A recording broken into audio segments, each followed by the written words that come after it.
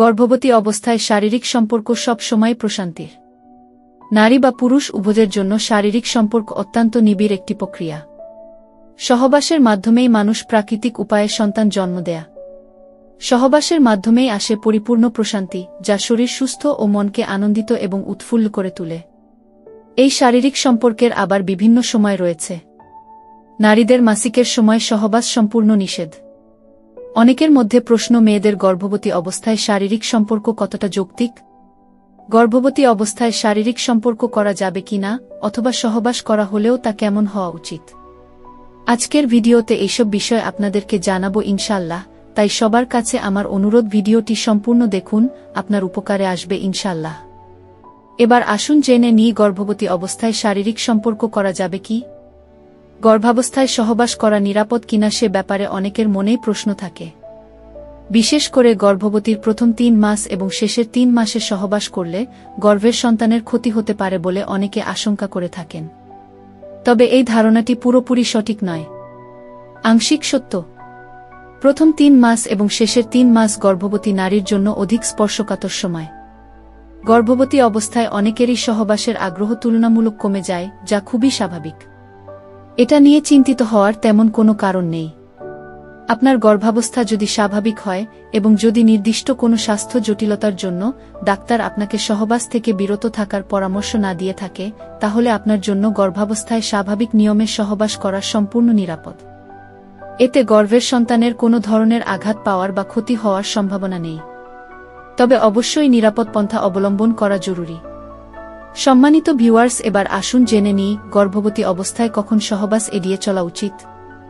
এই বিশেষ সময়ে কিছু কিছু ক্ষেত্রে সহবাস থেকে বিরত থাকতে পরামর্শ দেওয়া হয়। 1 নাম্বার, যদি প্লাসেন্টা বা গর্ভফুল নিচে থাকা, ডাক্তারি ভাষায় একে প্লাসেন্টা প্রিভিয়া বলে। 2 নাম্বার, যদি প্রসবের আগে পানি ভাঙ্গে। 3 নাম্বার, যদি একই সময়ে 2 বা তার বেশি যমজ সন্তান ধারণ করে থাকেন। 4 নাম্বার, যদি গর্ভাবস্থায় কোনো কারণে মাসিকের রাস্তা দিয়ে ভারী রক্তপাত হয়ে থাকে। 5 নাম্বার, যদি গর্ভবতীর জরাজুমুখে কোনো দুর্বলতা বা জটিলতা থাকে। সম্মানিত ভিউয়ার্স, এবার আসুন জেনে নিই গর্ভাবস্থায় সহবাস করার নিয়ম। গর্ভবতী অবস্থায় সহবাসের সময় আপনাকে একটু বাড়তি সতর্কতা অবলম্বন করতে হবে। কিভাবে সহবাস করলে আপনার স্ত্রী আঘাতপ্রাপ্ত না হবে? কারণ গর্ভাবস্থায় স্ত্রী আঘাতপ্রাপ্ত হলে গর্ভের সন্তান ক্ষতিগ্রস্ত হওয়ার সম্ভাবনা থাকে। যদিও অধিকাংশ দম্পতির জন্য গর্ভাবস্থায় সহবাস করা নিরাপদ, তবে সবসময় বিশেষ অবস্থায় এটি সহজ নাও হতে পারে। গর্ভাবস্থায় স্বাভাবিক সময়ের মতো সহবাস করতে কোনো সমস্যা হলে অন্য সুন্দর পজিশনে সহবাস করতে পারেন। তবে সহবাসের ক্ষেত্রে স্বামী স্ত্রীর ব্যক্তিগত স্বাচ্ছন্দ্যের ব্যাপারটিই মুখ্য। সব সময় অবশ্যই খেয়াল রাখতে হবে যে সহবাসের ফলে আপনি বা গর্ভের সন্তান যেন কোনোভাবে আঘাত না পায়। গর্ভাবস্থায় সহবাসের ক্ষেত্রে নিজেকে ও অনাগত আকাঙ্ক্ষিত সন্তানকে যৌনবাহিত রোগ থেকে রক্ষা করতে কন্ডোম হতে পারে আপনার জন্য সবচেয়ে নিরাপদ উপায়। কেননা কন্ডোম খুব ভালো উপকারে আসে গর্ভবতী অবস্থায় শারীরিক সম্পর্ক স্থাপনে। মনে রাখবেন, গর্ভাবস্থায় হোক কিংবা কোনো স্বাভাবিক অবস্থায় হোক, স্ত্রীর পিছনের অংশ দিয়ে সহবাস করা যাবে না। এখানে পেছন বলতে বায়ুপথ বোঝানো হয়েছে, যা এনাল সেক্স হিসেবে পরিচিত। সম্মানিত ভিউয়ার্স, এবার আসুন জেনে নিই গর্ভবতী অবস্থায় শারীরিক সম্পর্ক। আপনার স্ত্রীর প্রেগন্যান্ট থাকাকালীন সাধারণ সময়ের মতো উদ্যম বা এক্সট্রিম সহবাস করা থেকে অবশ্যই বিরত থাকুন। এই সময়ে মেয়েদের পেট আকারে বড় হয়ে থাকে ও শরীরের ওজন ও বৃদ্ধি পায়, যে কারণে আগের মতো সহবাস করা সম্ভব হয় না। আগের মতো সহবাস করলে মা ও সন্তান উভয়ের ক্ষতি হওয়ার সম্ভাবনা থাকে। সম্মানিত ভিউয়ার্স, এবার আসুন জেনে নিন গর্ভাবস্থায় সহবাস করার বিভিন্ন পজিশন বা ভিন্ন ভিন্ন স্টাইল। 1 নাম্বার হচ্ছে নারী উপরে। সাধারণত গর্ভাবস্থায় মেয়েদের পেট বড় হয়ে যায়। এই জন্য এই সময় যদি নারীর উপর পুরুষ থাকে, তাহলে নারীর পেটে চাপ পড়ে থাকে, যার কারণে বাচ্চার সমস্যা হতে পারে। এই জন্য বিশেষজ্ঞগণের মতে গর্ভবতী অবস্থায় নারী উপরে থেকে সহবাস করা ভালো। নারী উপরে থাকলে সেই সহবাসকে নিয়ন্ত্রণ করতে পারে এবং কতটুকু গভীরতা লিঙ্গ প্রতিস্থাপন নিশ্চিত করতে পারবে। এ অবস্থায় অধিকাংশ কার্যক্রম নারী ইচ্ছামতো ও নিজের সুবিধা মতো করতে পারে। এই পজিশনে সহবাস করলে নারীদের গর্ভবতী অবস্থায় ঝুঁকি কম থাকে।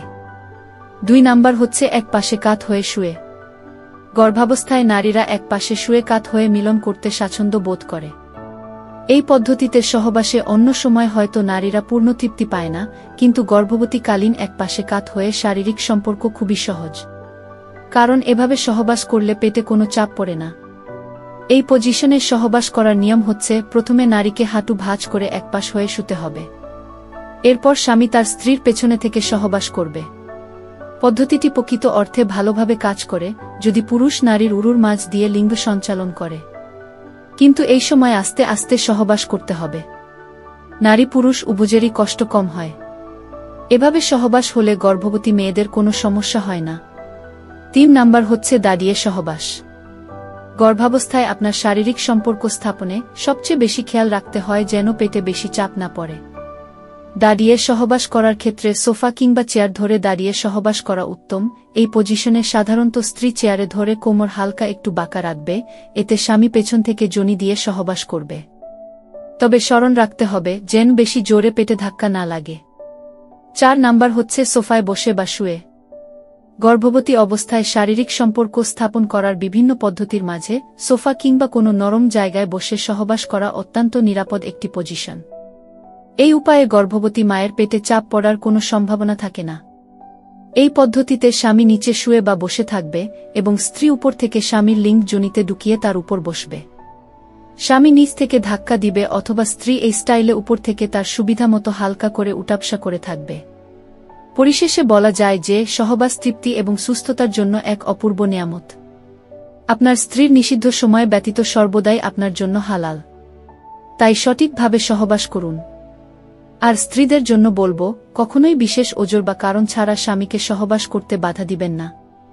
সংসারে সুখ শান্তি আনয়নে নিয়মিত সহবাস খুবই বড় এক দাওয়াই হিসেবে কাজ করে।